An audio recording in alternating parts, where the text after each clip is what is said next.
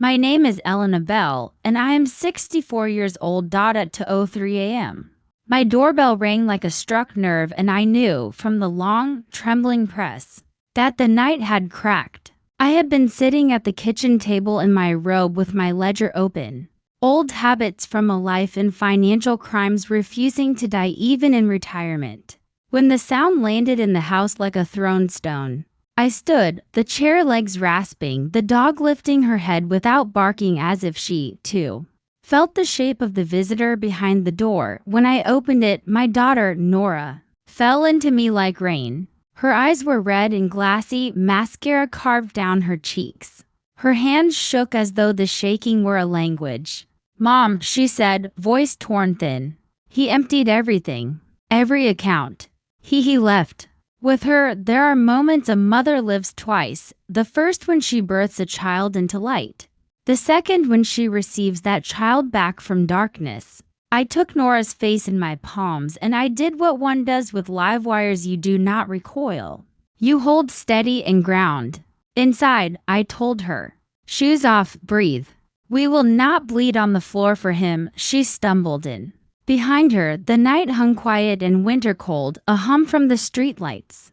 A distant siren moving away like a bad thought. I shut the door and turned the bolt. My house, a small 2-story with patient walls, gathered itself. "Tea or water?" I asked, because the body needs ordinary things to remember it exists. Nora nodded at water. I poured, placed the glass before her. And while she drank with both hands, I let my mind move in the old choreography the way it did when I wore my badge and combed through the lives of men who believed a password could float them above consequence. "What happened?" I said. Not a question. An invitation to put the mess on the table. She wiped her face with the sleeve of an oversized sweater, my sweater from last Christmas. I noticed, the one with the knit pines. "He's been planning it, Mom, for months." I thought we were fine. Some arguments, sure, about money and the hours. He kept saying my job at the clinic didn't scale. That was his word. That I was thinking too small. Tonight he came home late, drunk on whatever fake luxury he's been chasing, and said we should take a break. "A break?" She laughed, a small broken plate of a sound. "I went to the bathroom to calm down, to call you. While I was there, I got text alerts. Transfer after transfer. Our savings. The home equity line. The college fund. Even my emergency account I thought he didn't know about. He drained it to the last penny." "How much?" I asked. "The number is a kind of wound. Everything," she whispered. $216,042.19. And he left a note on the counter. "Don't try to find me. It's better this way." "Better?" I nodded once. Numbers, not adjectives, were how we kept standing in the world I knew. I watched the way her breath hitched and settled while she stared at the rim of the glass, like it might keep her from drowning. I saw the dark bruise of insomnia under her eyes. The year of trying to be the adult in a marriage with a man who had mistaken the word partnership for performance. He had always been a charmer, smooth as cream, with grand ideas about startups and real estate and synergies, the kind of man who called debt leverage and lies narratives. "I'm sorry," Nora said suddenly, like an apology might be a way to rewind the clock. "I know it's late. I just didn't know where else to go." "You came to the right place," I said. I closed the ledger on the table and, without thinking, I went to the hallway closet. My uniform waited there in a garment bag, navy suit jacket, crisp shirt, the old shoulder rig I no longer wore. I ran my fingers along the sleeve the way you stroke a trusted animal. A lifetime ago, a younger version of me had put this on to walk into rooms where men underestimated me as a rule, and confessed as a habit. I was retired now, but retirement is a word for payroll, not for purpose. I carried the hanger to my bedroom, dressed, braided my hair into the severe knot that always told my face it had work to do. When I returned to the kitchen, Nora had put the glass down with the exact carefulness of a person who is trying not to break the world twice. She looked up, eyes widened at the sight of the suit. There is comfort in competence. It wears better than wool. Who did he run with? I asked. She swallowed. Her name is Lena or Lena. She's younger. He met her at that co-working space on Kincaid. She called herself an angel connector, introduces founders to investors. I thought she was a joke. Nora's mouth twisted. Guess the punchline is me. You are not a punchline, I said. You are the prize. I set my phone on the table. Scrolled to a secure contact labeled with nothing more than the letter G when the line clicked. I didn't waste breath. Start the plan, I said. Now, there are people in this world who owe me favors. And there are people in this world to whom I owe my regard. G, short for Gabriel, was both. He once walked 3 blocks with a bomb under a stroller because a man told him to. I taught him how to never again confuse a command for a fate. He now ran a boutique investigations firm that threaded the needle between lawful and useful, and kept both hands clean. If G was awake at 2 in the morning, it meant he had, like me, never really gone to sleep after taking off the badge on it, he said. Same protocols? Same, I answered. We traced the money. We traced the mistress. We traced the lies. I hung up and sat across from my daughter. He will try to move it through shells. He will believe those shells make him clever. He is not clever. He is predictable. Men who leave notes that say it's better this way want to be seen while they disappear. Nora's lips trembled. What should I do? You will do 3 things, I said.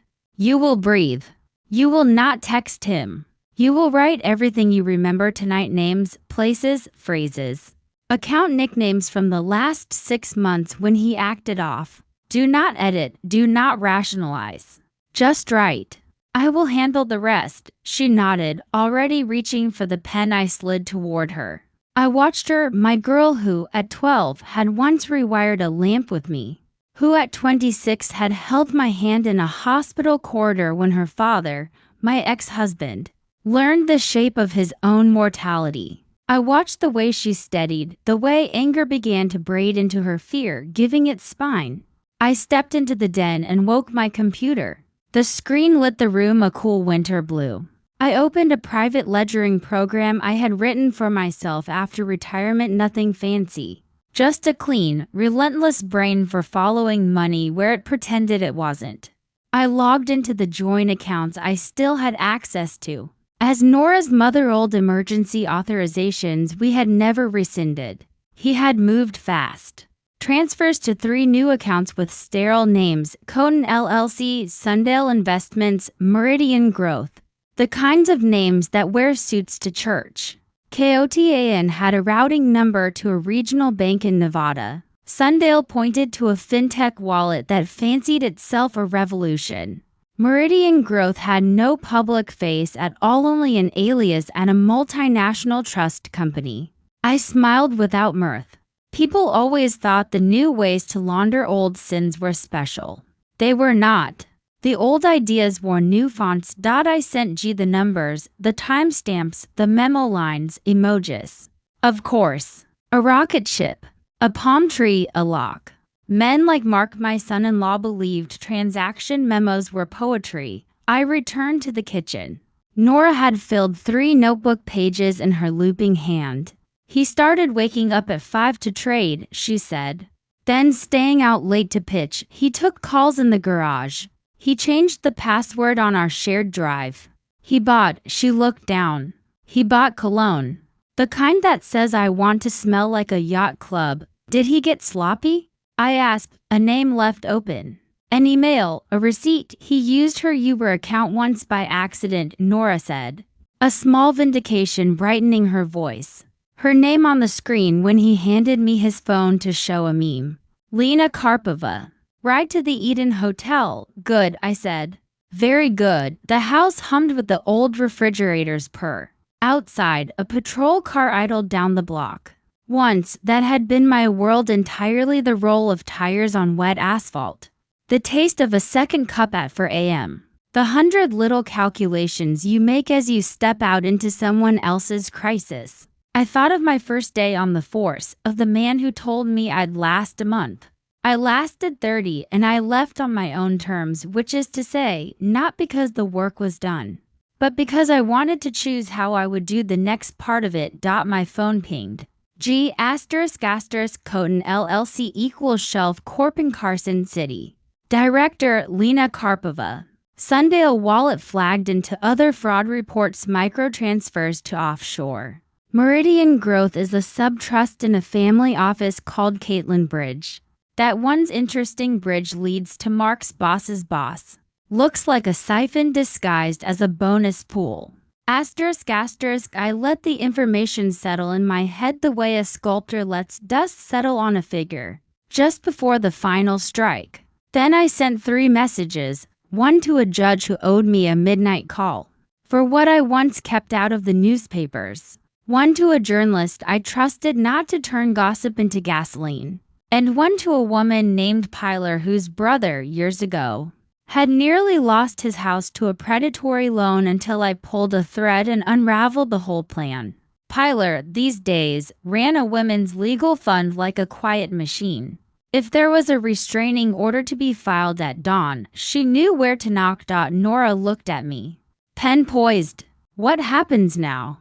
Now we pull the string, I said. I drafted an affidavit in my head while I spoke, years of practice making sentences lean, making facts sing. He has placed stolen marital assets into a shell controlled by his mistress, I said. He has used his employer's structure to create a false bonus vehicle, likely with someone's help. He will believe he is a pirate. He is, in fact, standing in the middle of the parade with his pockets turned out. Mom, Nora whispered, like a prayer or a warning. He'll hurt us if we go after him. I looked at my daughter the way a surgeon looks at a tumor, without sentimentality. Because the opposite of cruelty is clarity. He has already hurt us. We are simply choosing the direction of the scar. She exhaled, long. The way you do when you remove a bandage and the skin beneath remembers air. She looked smaller and sharper all at once. What do you need me to do? Sleep, I said. I'll wake you at 6. Wear something you feel strong in. We're going to the courthouse. Then we're going to the Eden Hotel. By dawn the city wore its soft gray work face. The street sweepers had combed the curbs. The night people had folded back into their daytime disguises. I brewed coffee and scrambled eggs, fuel and anchoring, and we ate standing up at the counter, like runners before a race. Nora wore black jeans and a blazer over that same sweater, as if she had armored grief. At the courthouse, Pilar met us with file folders and an energy like a knife's clean edge. We filed for a temporary restraining order on the accounts, and the judge, whose phone I had woken at 3, signed the emergency freeze, like a man signing a receipt for takeout. Quick, decisive, hungry to return to his original plan for the morning. He knew me. I had helped his nephew once when a payday loan outfit built a trap around him. The law is a web, and I had spent a lifetime learning which threads to touch. From there we drove to Kincaid, to the Eden Hotel, which styled itself as something between a boutique and a dream. The lobby smelled of eucalyptus and new money. A glass sculpture dripped from the ceiling like frozen rain. At the bar, a young man with a beard that had been groomed into an argument made us coffees that looked like opinions. Room for a Ms. Karpova? I asked at the desk, polite as a retired aunt. The clerk clicked, smiled with regret, so practiced it could have been on the menu. We can't share guest information, of course, I said. I placed a business card on the counter, no official seal. Just my name and the words *financial crimes consultant*. Please let her know her investment vehicle is about to be audited. If she'd like to preserve any illusions, she should come speak with me now.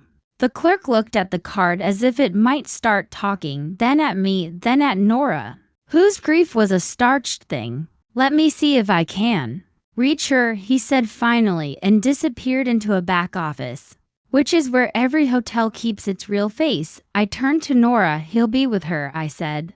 People like Mark believe in the power of their own charm against consequences. He will tell her he can fix this, that we are bluffing. That I am some retired mother with a hangnail of authority. Are we bluffing? Nora asked. I smiled without showing teeth. We do not bluff. We curate outcomes. Before the clerk could return, my phone buzzed.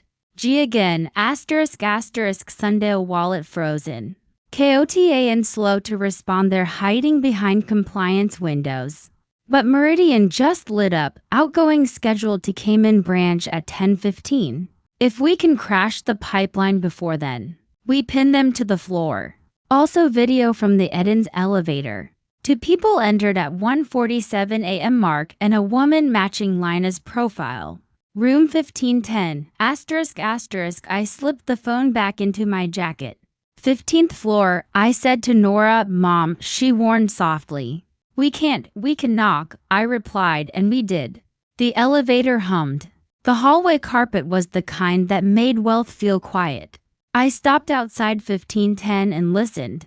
Voices, low and fast, a cadence I knew from too many kitchens at dawn after too many bad nights. I knocked, 3 calm taps, silence, whispering, footsteps. The door opened a careful inch. And then a careless foot more. Mark's face appeared, hair wild, shirt buttoned wrong. Eyes rimmed pink like he had been crying from tiredness rather than remorse. He blinked. The way a man blinks when the past and the future arrive at his door disguised as the present. Elena, he said, stunned into using my name like a question. What are you? Checking on my daughter's property, I said. Is it inside? I tilted my head toward the room where I could see a sliver of suitcase. A pair of heels discarded like pointed punctuation. A jacket I recognized as one I had given Nora last spring. He faltered. Then squared himself, the little show of a man who has always gotten away with less. You have no right, by the power vested in me by common sense, motherhood, and an emergency restraining order on all assets in your name or control, I said, handing him a copy with Pilar's crisp cover sheet. I have every right, a voice from deeper in the room. Accented, cool, irritated. Mark, who is it? He looked back, then forward, then attempted a smile. We can talk, he said, as if talk had not been the very thing he evacuated at 2 in the morning. Just let me give me a day to fix this. You have 10 minutes, I said. In those minutes, you will open your phone and show me the transfer orders. You will log into Coton, Sundale, and Meridian, and you will revoke every permission you've granted. You will also write an email to your employer's compliance officer, stating that you have improperly used a bonus trust for personal movement of funds, and you require immediate intervention. You will CC me. After that, you will sit down and make a list of everything you believe you are owed by the world. You will then light that list on fire. He stared. You can't make me. I can make your life very small, I said, softly enough to be heard only by the 3 people in that hall. I can make your flights cancel and your cards thud and your cheerful little narrative about starting fresh with a woman who calls herself an angel fall apart like a bad cupcake. Or we can do this the civilized way, where you get to keep your dignity in the form of not being handcuffed in a lobby that smells like eucalyptus. Lena appeared over his shoulder. She was younger than I had expected and older than the way she wore her youth. Her eyes were cool glass. She had dressed for battle in silk and boredom. Who are you? She asked. I am the woman who notices the seams in your story, I said. And I am the mother of the woman whose money you are currently sitting on. She signed the marriage papers, Lena said, shrugging. Community. He can do what he wants. Community, I said, cuts both ways. He cannot take what is ours and then transfer it into what is yours and call that law. That is not community. That is theft with better lighting. Lena looked at Mark, whose mouth had gone small. Greed and panic are cousins. I watched them shake hands behind his eyes. He reached for his phone like it had grown heavy. You have 8 minutes, I said. We sat at the low table by the window with the city spread like a board game below us. Mark tapped, cursed, tapped.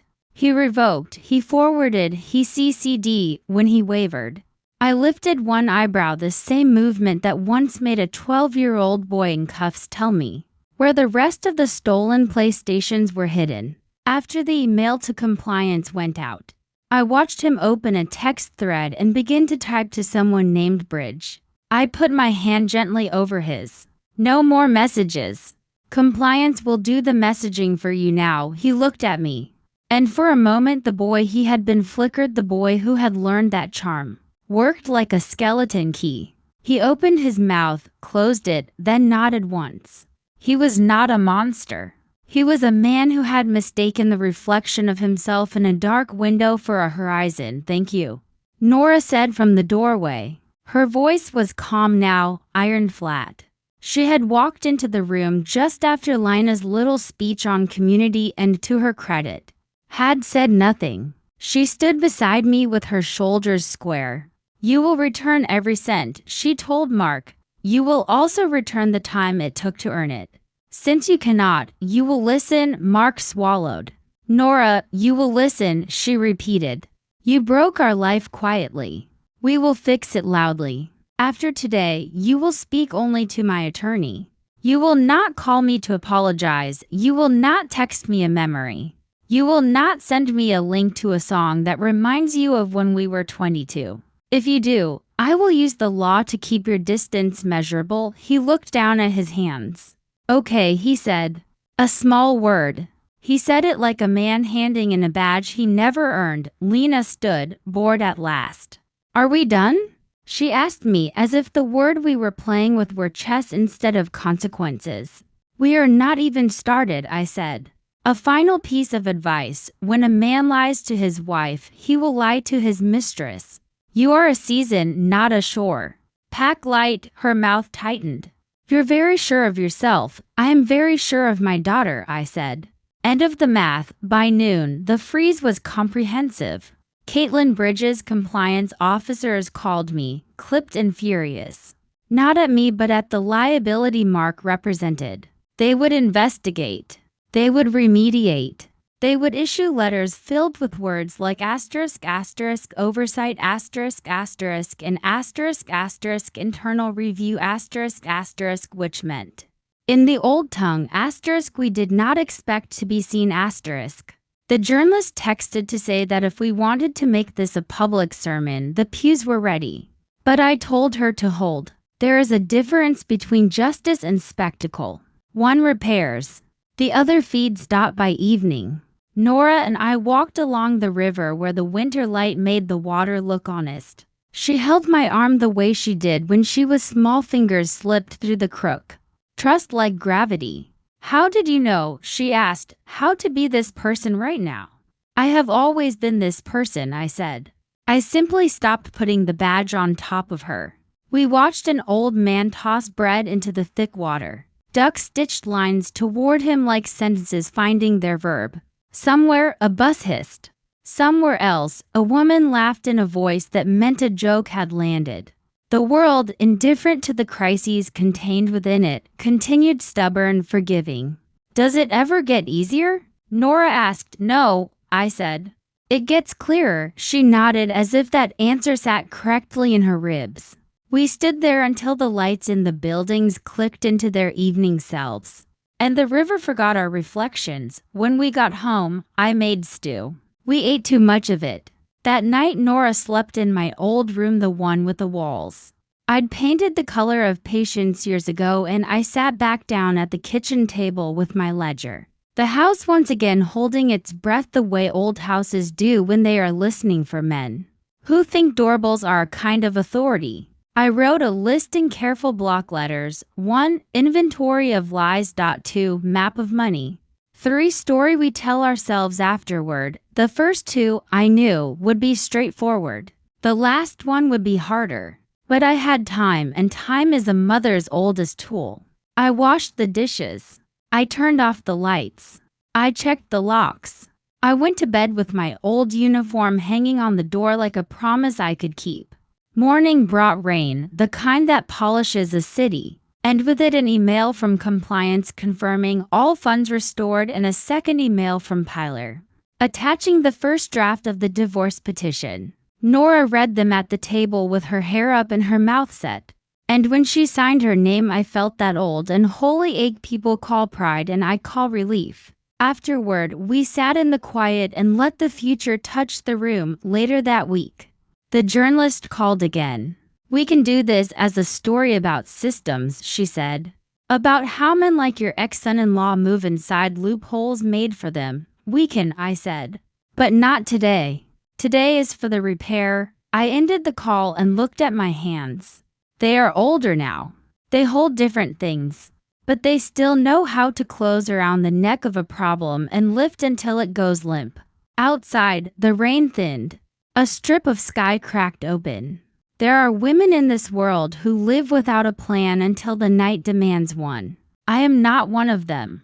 I keep my plan folded in a drawer like a clean handkerchief, simple, ready, with the scent of lavender from some former, gentler use. When the phone rings at 2 a.m., and a voice that once belonged to a child tries to steady itself on my name, I do not ask why storms always choose the dark. I put on my uniform. I make the call. I start the plan. I woke before dawn the next day to the sound of the rain quitting, like a crowd slowly realizing that the concert has ended and there will be no encore. The house felt larger after a good decision. I brewed coffee and watched the street take shape. Across the way, Mrs. Patel unlatched her shop gate and rolled up the metal shutters. The display of tulips and oranges affirmed a simple theorem: color returns. By 7.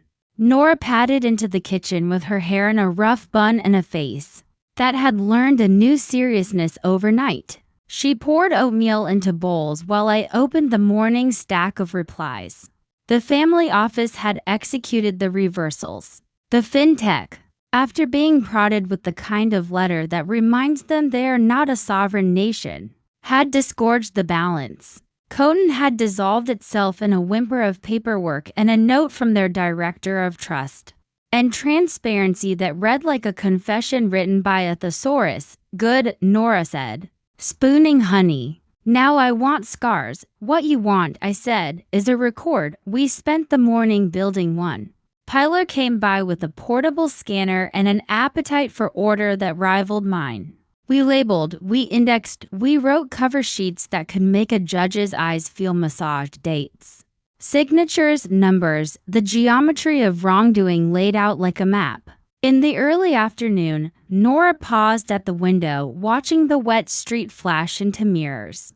"Do you think he'll try to hurt me in public before court?" she asked. "He'll try to hurt you in whatever way he believes will keep himself whole," I said.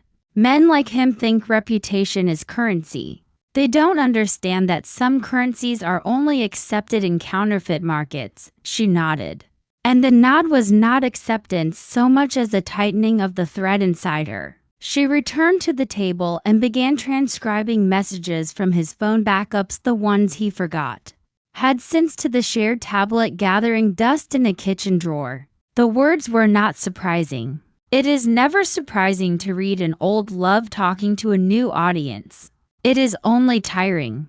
But the dates told a story: months of prep, 12 test transfers labeled with jokes, photographs taken in hotel rooms with the art tilted just out of frame. At 3, a notification landed like a thrown rock through glass. Mark had posted a long public paragraph on a platform that rewards long public paragraphs when the author is handsome and vaguely entrepreneurial. He called the event a deeply personal rebalancing, claimed he had reclaimed individual accounts after a breakdown of mutual trust, and insisted, in a sentence so expensive it practically invoiced itself, that online mobs should wait before maligning men who make hard choices.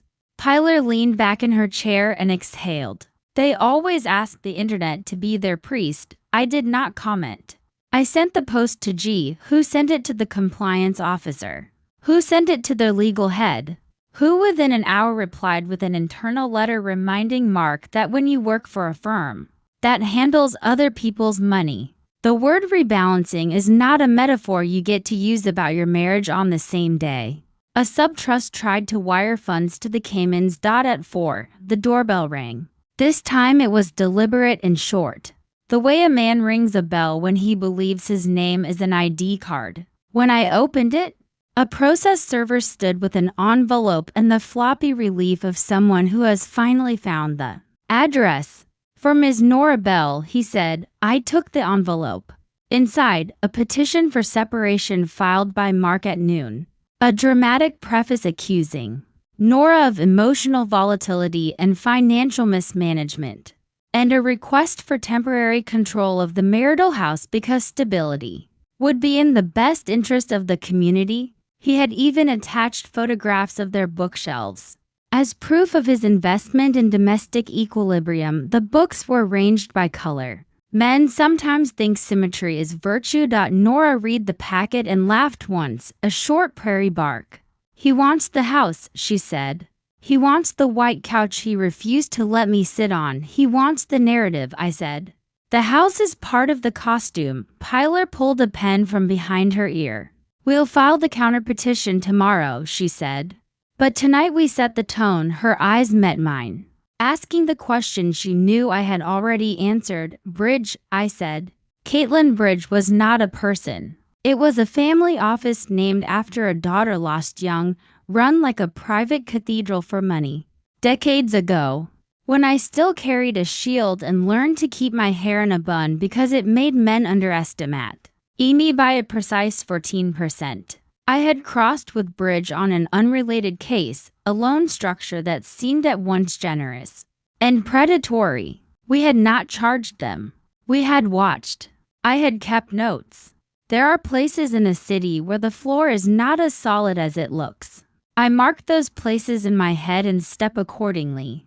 G arranged a meeting that evening with an analyst from Bridge who had an appetite for clean lines and sleep. Her name was Wren, and she had the unnerving stare of a person who has taught herself to read spreadsheets, the way ornithologists read wind.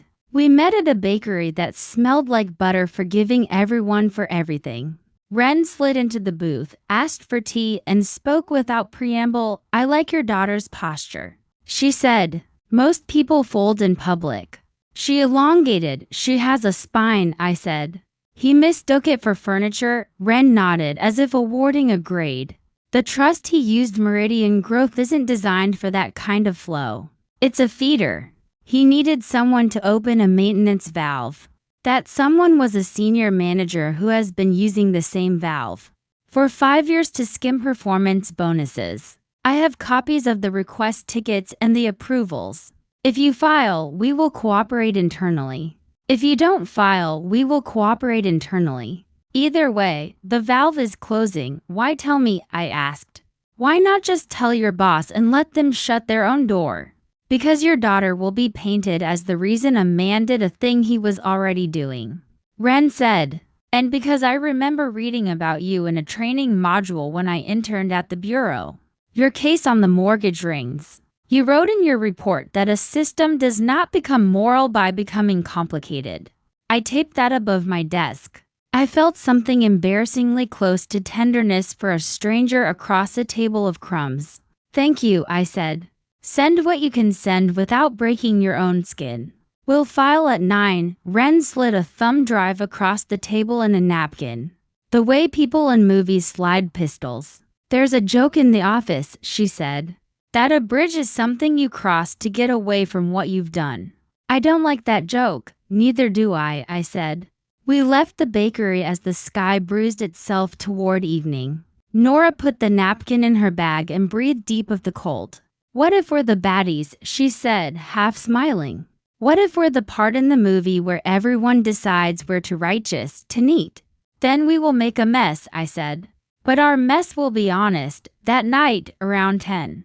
My phone vibrated with a number I recognized from the days when I kept a tin of burner SIM cards in the flour canister. It was Gabriel, voice low, wind moving across his mouthpiece. He's at her apartment, he said. He's pacing. He's saying words like witch hunt and cancel. I have eyes on the garage. No contact, I said. No contact, he agreed. A pause. You still carry that old brass coin?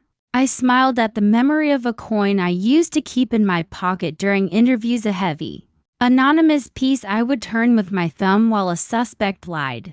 It's on the mantle, I said. Flip it, he said, half joking, half purrful. I didn't. We were not at the mercy of chance. We were at the mercy of follow-through. I slept a few hours and woke at 4 with the old clarity that used to pull me upright. In motel rooms before raids, I made tea. I drafted Nora's impact statement. It was not a novel. It was a list. There is power in lists when the world has tried to scatter your sense of sequence. At 9 sharp, we filed the counter petition with attachments, the transfers, the approvals from Meridian, the screenshots of Mark's messages, a polite letter from Bridges Council indicating openness to cooperation, a sworn statement from Wren. A timeline Pilar had made so beautifully concise I wanted to frame it. The clerk stamped the packet with a noise like a gavel in miniature. I watched Nora watch the stamp and understood that ink can sometimes be a better healing agent. Then Mark's lawyer called at noon to propose a lunch to explore amicable paths. Pilar, who regards the word amicable the way a surgeon regards self-diagnosis, thanked him and said we would prefer to keep our paths inside the path provided by the court. He harumphed. Men who build their careers on harumphs do not tend to notice when the wind changes. At 30, my front gate clicked and a figure moved up the walk with the geology of regret. It was my ex-husband, Elliot, who had kept a careful distance from the howl of our family life since he discovered mortality, and remarried a woman who wore pearl studs like a strategy. He held a Tupperware container because he understood that when a house is in crisis, you carry food. I heard, he said. I'm sorry, he hesitated.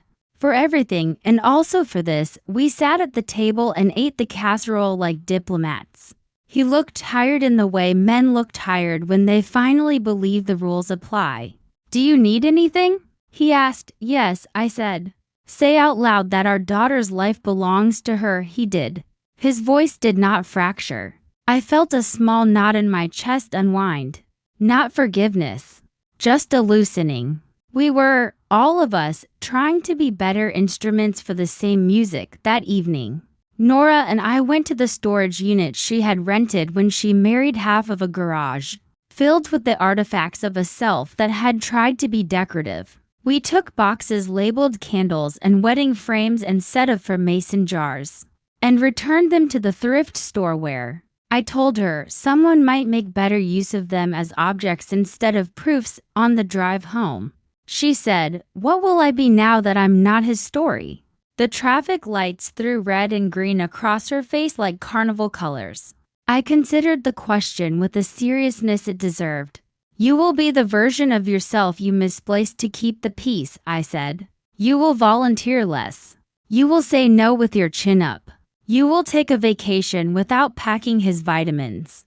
You will walk the long way home and not apologize for being late to a room full of people who never learned your name. She laughed softly. I will buy a couch I can sit on, she said. And you will spill coffee on it and not Google remedies, I added. We drove the rest of the way in a gentle, companionable quiet.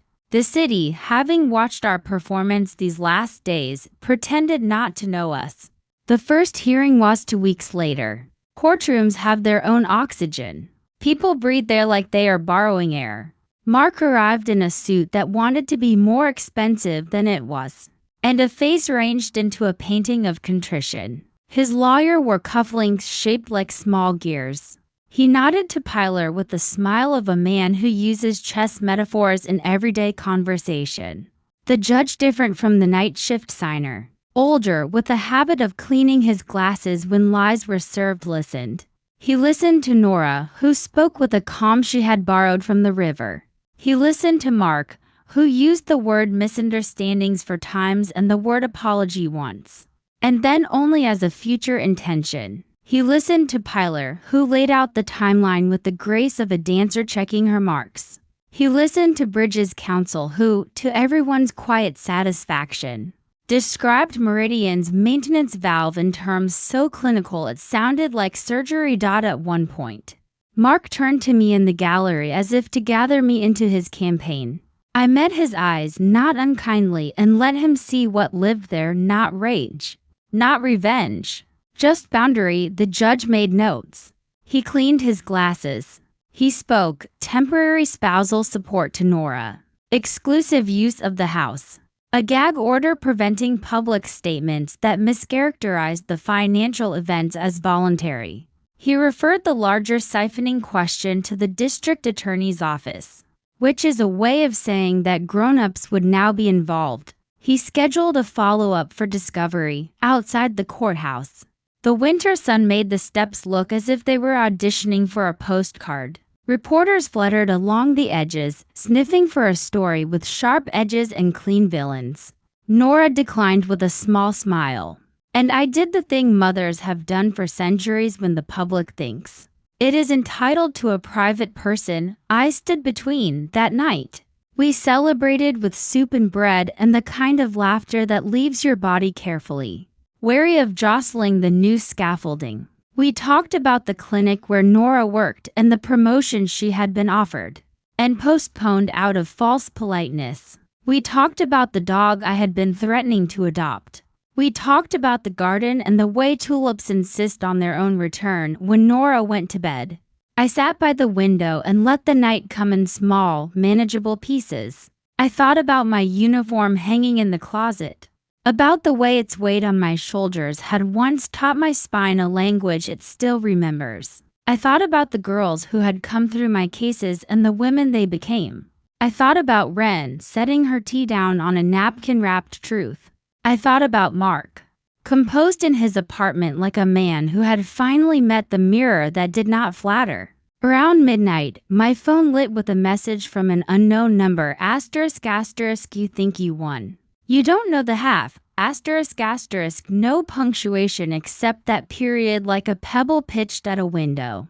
I saved the message, filed it, sent it to G, and slept well anyway. In the morning, I swept the porch. The air carried the smell of thaw.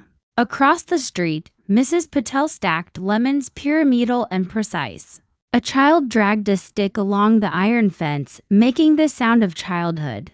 Nora came out with coffee and handed me a mug as if we had been doing this all our lives. "We're not done," she said, not as a fear but as a fact. "We never are," I said. "We just get better at endings." We stood there together. Two women who had learned that the opposite of being broken is not being perfect. It is being intact enough to do the next right thing. Somewhere a siren yawned. Somewhere a doorbell rang and someone made a choice. I looked at my daughter and felt the ferocious, ordinary love that has moved armies and changed laws and held a line against the tide. "My name is Elena Bell," I said to myself, quietly, "the way you test a bridge by stepping on it. I am 64 years old. When the night arrives in pieces, I know how to assemble morning." The day took shape. The plan, reduced now to maintenance and witness, fit neatly into a single drawer. I closed it, turned to the work of living, and began. The weeks after the first hearing passed like water smoothing a stone. Papers moved, signatures hardened. And the house began to feel like Nora's again, her books on the table, her shoes by the door. Her laughter beginning to return like a bird cautious in its migration. Mark tried again. Of course, emails with flowery apologies. Vague threats dressed as reminders of all we built. Even a bouquet left on the porch like a crime scene. We documented everything. Each attempt became part of the record, another stitch in the net holding him accountable. Nora grew sharper. She took the promotion at her clinic, walked taller through the halls, let her colleagues see the fire that had been smothered. I watched her learn the art of boundaries, the kind that do not wall people out, but instead keep dignity in. One evening, she said, "I thought losing him meant losing the future. But maybe it's just returning to mine." I nodded. "You're not losing. You're unburdening." The final hearing came quickly. The judge, glasses in hand as always, reviewed the evidence with a weary kind of justice. Mark's attempts to paint himself as misunderstood collapsed under the precision of timelines, transfers, and testimony. The order was clear: full return of funds, spousal support for recovery, legal costs covered. Afterward, outside the courthouse, the air felt lighter. Nora stood with the decree in her hands, the paper trembling less than she had on that night at 2 a.m. She looked at me and smiled, not the fragile smile of survival, but the steady one of arrival. "Mom," she said, "you started the plan. And now, it's done." I put my hand on her shoulder. "Plans end, but strength stays." That night, as I hung my old uniform back in the closet, I realized it had done its work again. Not to chase suspects or file charges, but to remind my daughter and myself that in the darkest hours we still know how to stand. My name is Elena Bell. I am 64 years old. And when the doorbell rings at 2 a.m., I do not falter. I answer.